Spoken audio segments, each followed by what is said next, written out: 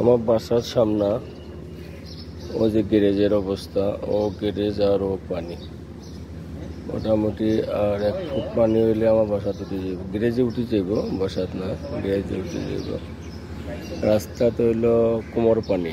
ওই যে দেখো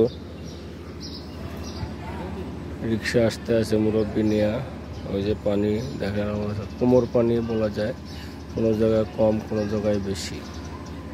মোটামুটি রাস্তার লেভেল অনুযায়ী পানি, আর স্রোত ওরা পানির প্রচণ্ড স্রোত।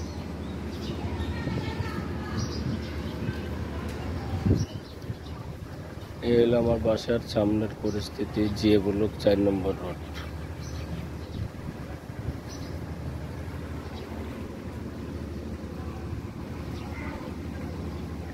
কালকে তো মোটামুটি এই রাস্তা এখানে হুকেল ছিল, একবার এখানে রাস্তা একেবারে বাওয়াল ছিল, একবার সুন্দর ছিল রাস্তা।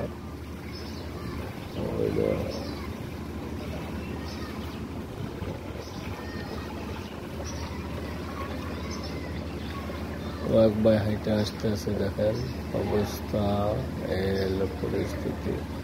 কালকে এখানে রাস্তা একেবারে বাওয়াল ছিল, এই প্লটে পানি ছিল খুব কম।